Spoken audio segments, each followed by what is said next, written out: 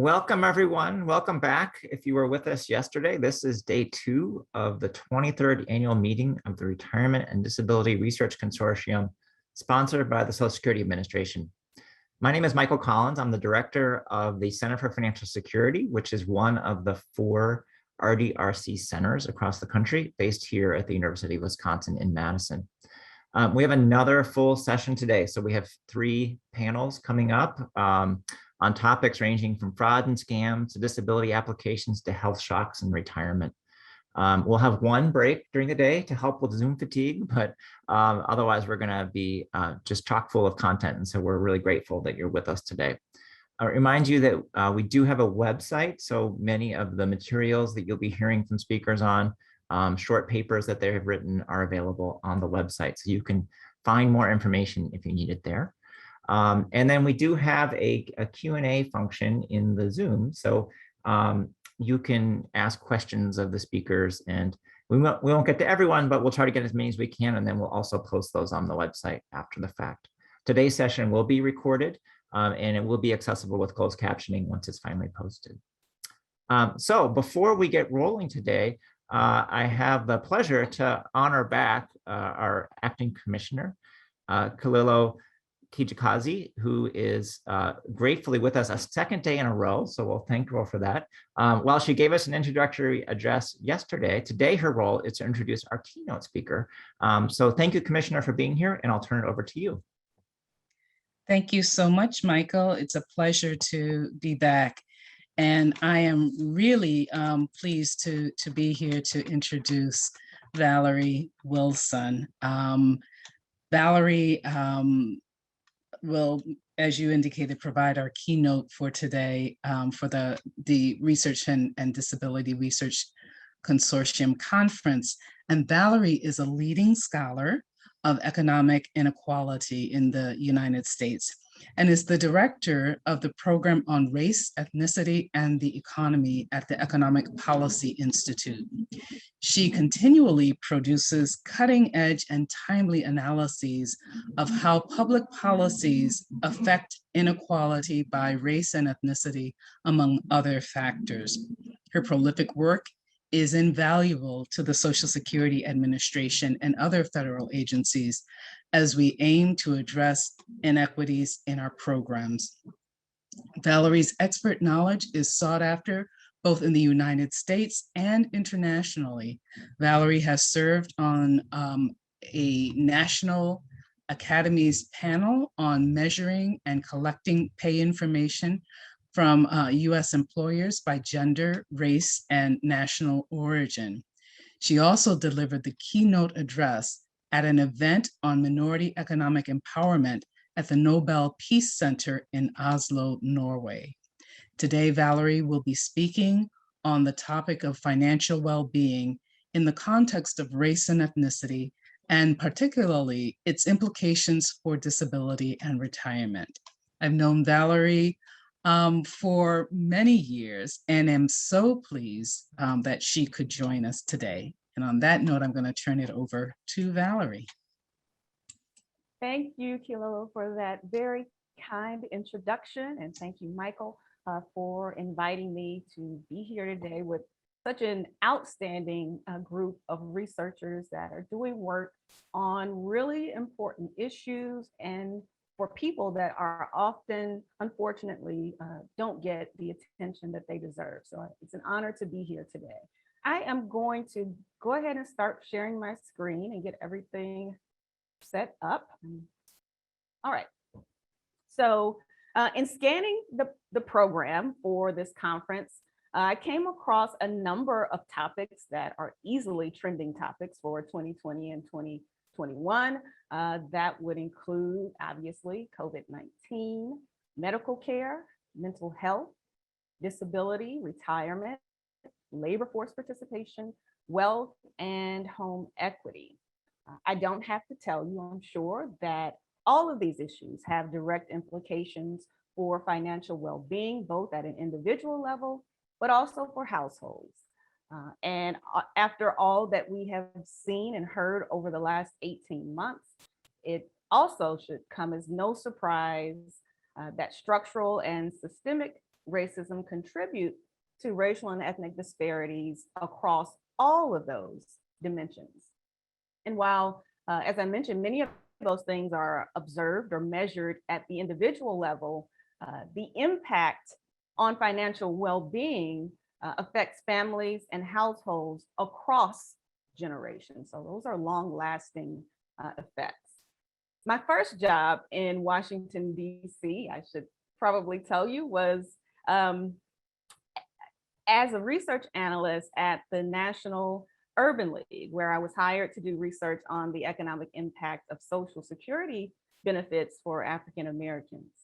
And one of the most important lessons that I learned there was that the value was about the value of Social Security as a family insurance program that provided benefits not only to retirees, but also to children and prime age adults. And in fact, due to structural inequities that contribute to higher rates of premature death and disability among African Americans, Black families were more likely to be beneficiaries of the survivors and disability portions of that program than retirement. So today I've been asked to talk about how race and ethnicity are related to financial well-being. And before I do that, I just want to comment that from a purely scientific perspective, it is absolutely absurd that racial or ethnic identity, which is an arbitrary, superficial, physical characteristic generally, that individuals have no power to change. It's pretty ridiculous that that would have any statistical correlation with whether one is able to manage financial obligations, prepare for expected or unexpected financial shocks, or save for the future. However, race in the United States context is a social construct that has been used to systematically exclude, marginalize, exploit, and generate unequal outcomes. So while we can't scientifically link race and ethnicity to financial well-being, the observed racial and ethnic disparities that we see are largely by design. The Consumer Federal Protection Bureau has identified 4 elements of financial well-being that are helpful, I think, for illuminating why race and ethnicity and financial well-being is a topic that's worthy of our attention. The first element that they identify is feeling in control of daily and monthly finances. Now, I'm not getting my slides to advance here. So one of the major indicators of that we often refer to in terms of one's ability to meet their regular financial obligations comes into play when we look at the poverty rate. And in fact, as we see on this graph, more than 1 in 5 African Americans and 1 in 6 Latinos live below the poverty line. Now that's currently about $26,000 in annual income for a family of 4, compared to roughly 1 in 4 non-Hispanic white families who find themselves in that same situation. I was mentioning the disparity in poverty as really an underlying factor for why we see such a huge difference in terms of that first element of families feeling in control of their daily or monthly financial obligations. And since poverty is a measure of economic insecurity, or basically inadequate income, racial and ethnic disparities in poverty are themselves directly related to racial and ethnic income gaps. I'll also note that in talking about poverty, we notice that poverty disparities persist across all age groups. So we're talking about racial disparities in poverty among children, through working age adults 16 to 64, and into what we typically think of as retirement age. In terms of household income, in 2019, the median Black household earned just 61 cents for every dollar earned by the median white household. while the median Hispanic household earned about 74 cents on the dollar. The second element that CFPB identifies as an element of financial well-being is the capacity to absorb a financial shock. Now, we know that in order to weather a financial loss resulting from job loss, a serious health shock, or some other unexpected expense, families often rely on savings or some other form of liquid assets to cover basic living expenses like rent, mortgage, and food. However, on top of lower incomes and higher rates of poverty among Black and Hispanic families also have significantly less access to liquid assets than white families. According to the 2019 Survey of Consumer Finances, while nearly all families have some access to liquid assets, either a checking account, a savings account, or even a prepaid card, there are big differences in the average value of those accounts. While the typical Black or Hispanic family has about $2,000 in liquid savings, the typical white family has more than 4 times that amount. Further research by Peter Ganong and his co-authors find that income volatility has a much greater impact on the spending of Black households than white households. And in particular, they report that these differences in ability to smooth consumption leads to a 50% reduction in Black families' ability to spend on essential goods and services compared with white families when they are faced with a similar income loss. The third element of financial well-being is being on track to meet goals. Now, perhaps one of the biggest and most daunting goals that any of us will have to plan for is a secure retirement. This graph shows that a majority of Black and Hispanic families have no retirement savings whatsoever. Among those between the ages of 31 and 62, only about 44% of Black families and roughly 32% of Hispanic families have retirement savings at all. This is compared to 65% of non-Hispanic white families. Okay, so this graph shows you the difference across race and ethnicity in terms of who has any retirement savings account at all. The second point that I want to make about that, however, is that even among families who do have retirement savings, there are huge differences by race and ethnicity in terms of the dollar value or dollar amount of those savings. Black and Hispanic families have somewhere around $40,000 saved in a retirement account compared to about twice that much for non-Hispanic white families at $83,000. Now, I'm emphasizing the racial disparity in the amounts of these accounts, but I do want to make the point that across the board for all families, all households, these are woefully inadequate amounts to have saved for retirement. So that's a larger crisis that I think is worth acknowledging beyond the racial disparity. So the final and fourth elements, I mentioned the 3 prior elements. The first is having control over monthly and daily expenses. The second is the capacity to absorb a financial shock. The third is being prepared for the future or planning for a goal. And then the fourth and final element of financial well-being, as defined by the Consumer Financial Protection Bureau, is flexibility to make choices. And those are choices generally about how one would spend their time and or resources. The point that I want to make about this is that missing the mark on any of those other 3 elements almost certainly eliminates the 4. So quite simply, financial well-being boils down to having adequate income and savings or wealth in order to meet each of those obligations or needs. In the United States, this is closely tied to employment because most of us get income by working. Among the bottom 80% of non-elderly households, about 73% of household income is labor income. Employment status is also linked to access to benefits such as health insurance, retirement accounts, and paid leave.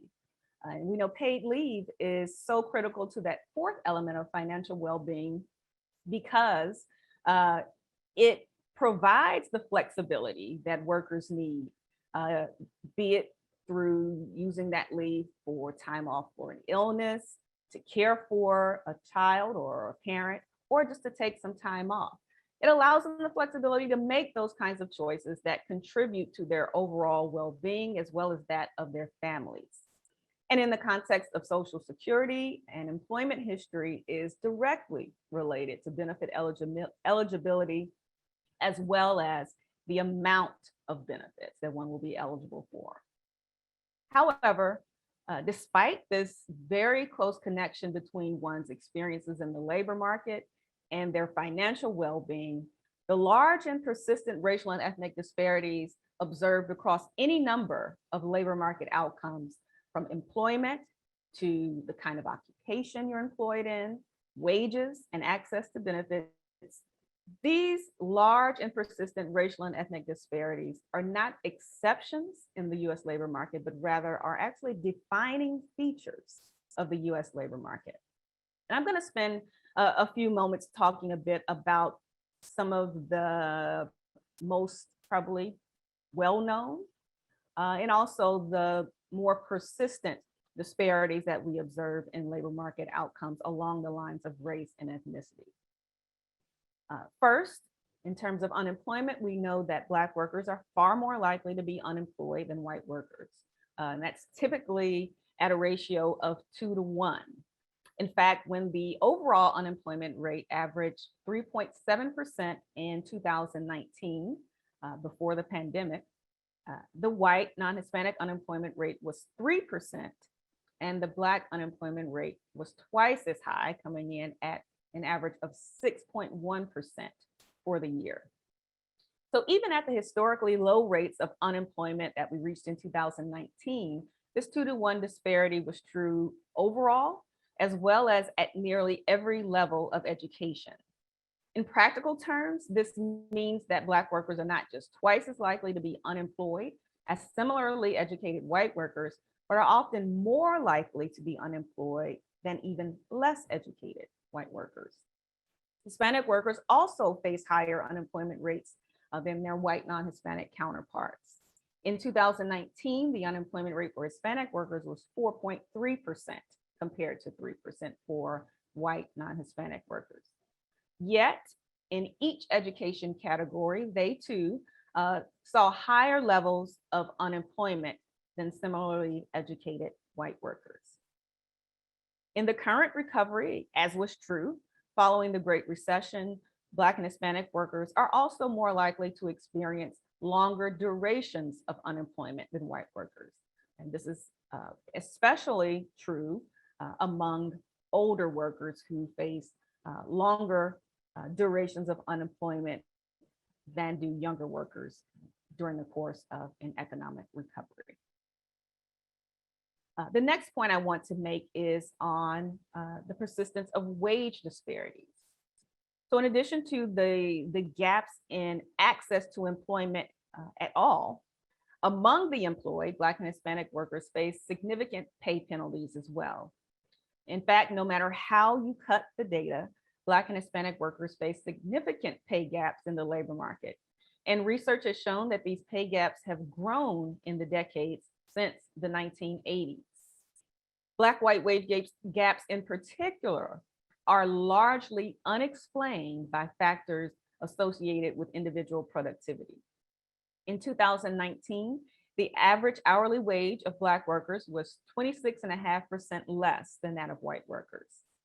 And relative to white workers with the same education, of the same age and gender, and living in the same geographic division, the gap was 14.9%.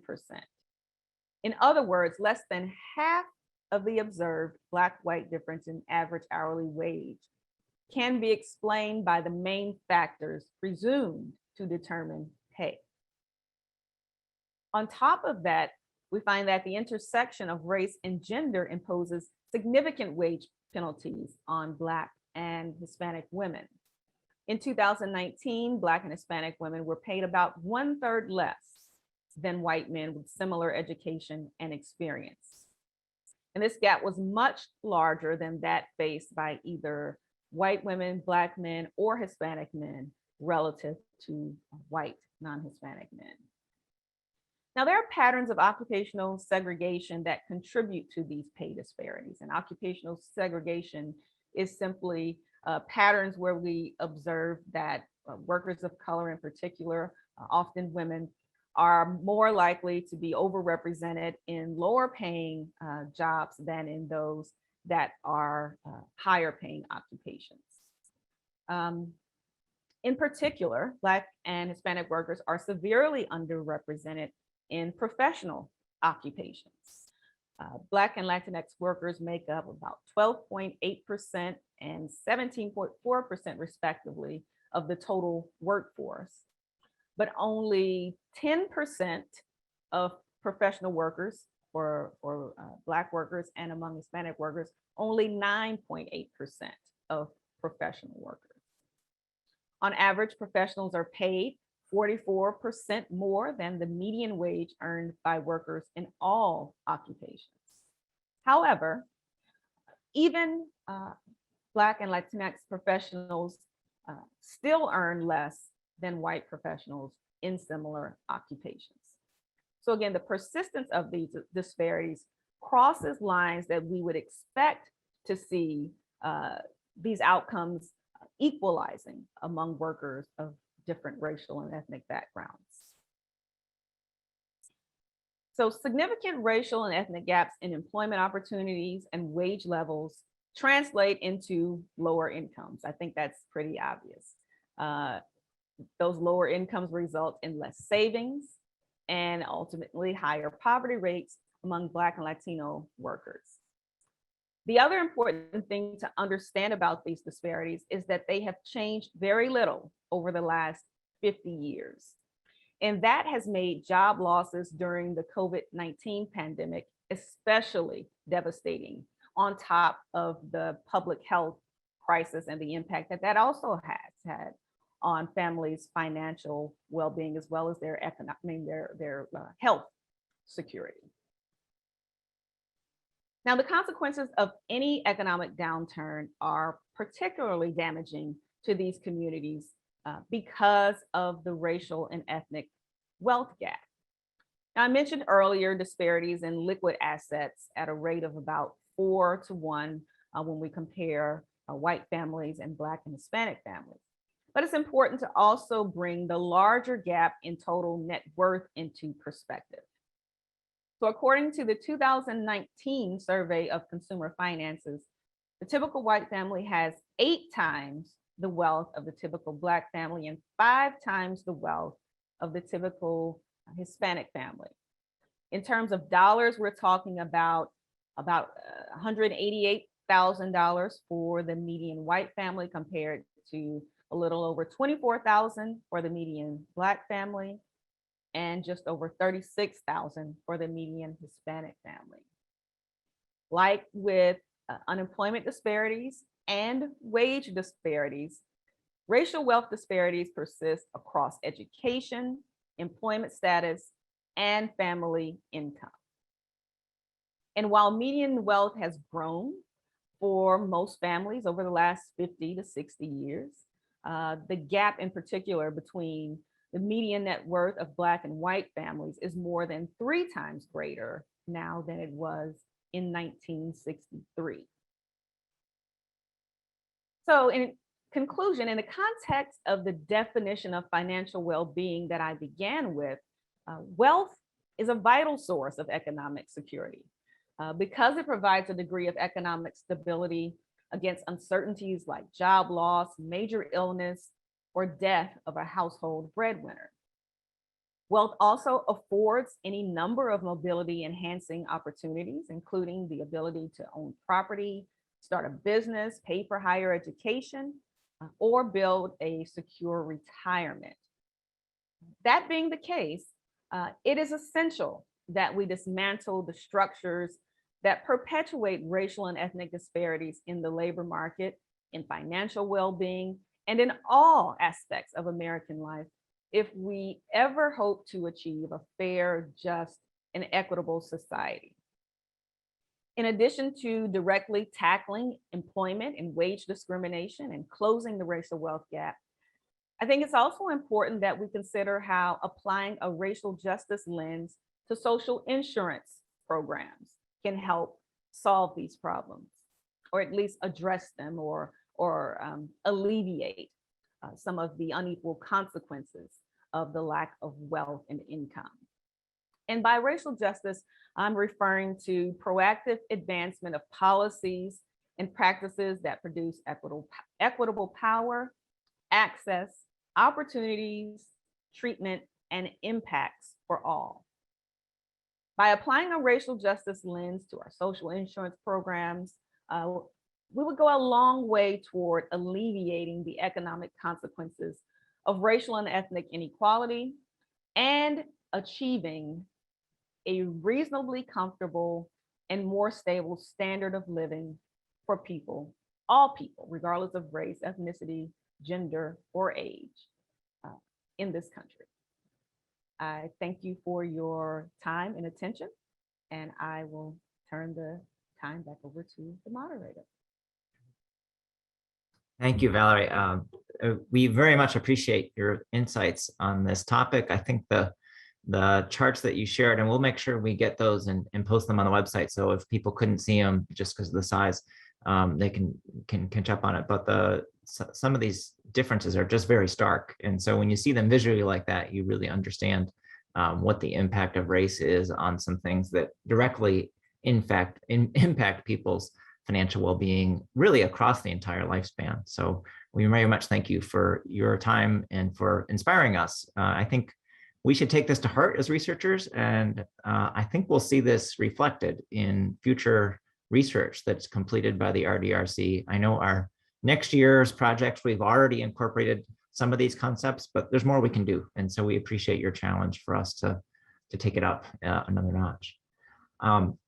We have just a couple of minutes for questions. I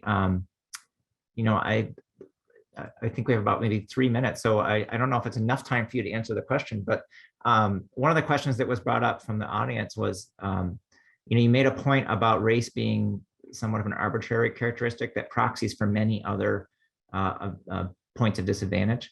What do you think that researchers can do to help push our knowledge beyond documenting gaps just by this characteristic to actually motivating systematic change?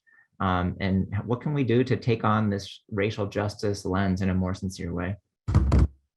Yeah, thank you for that question. And it's an important one. I think I started out by talking about this in terms of a scientific framework that, we can't really find any definitive scientific reasons why there should be a connection between one's racial identity and some of these financial or economic outcomes.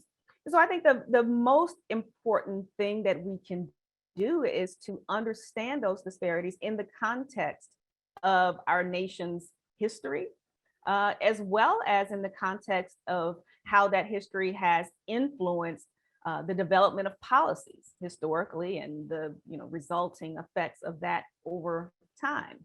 I think by acknowledging that, it was one thing to report or say, this is the difference that we observed by race, but we have to go the extra step in understanding and interpreting why we see those differences by race, the underlying structural or systemic barriers that different communities face that inhibit their ability to build wealth or to become employed, or any number of other things. So it goes beyond the initial step of just sort of documenting the difference and really interrogating what that difference actually means and what are the levers that need to be pulled to address them. I mentioned that policy creates a lot of these disparities. So then we have to turn to policy then to undo or dismantle a lot of that inequality as well. Excellent, thank you. Yeah, I think we often are, we let the data drive us. And so, we have an indicator in there and it has an indicator for race. And so we include that in our analyses, but you're suggesting slowing down, stopping, thinking about what that really is and what maybe subgroups within that, and trying to understand those mechanisms a bit more. I think that's a great insight for us. We're just about out of time, but I'll throw one more question out there, and if you can enter it in a minute or less, but I also give you the right to defer if you'd like to. So what do you think the role of government regulation is in things like pay equity and working conditions? I think the government helps to sort of bring things to light. So one of the things that has been talked about a lot in terms of pay equity is requiring employers to report what they pay workers by race, ethnicity, gender, any number of other categories. And in doing that, the idea is that for employers who maybe didn't recognize that those disparities were there, it brings it to their attention and opens an opportunity to do things. Otherwise, it just really provides greater transparency in terms of the disparities that employees often don't know about themselves. And it also provides or empowers workers to then be able to seek redress for those disparities once it's something that has been reported, at least to the federal government. But your message is beyond the visuals are certainly compelling, but your message is beyond the visuals, and hopefully we'll all take this to heart. So thank you for your time today. I hope everyone else out there can join me in thanking Dr. Wilson for her time, and we very much appreciate it. Thank you.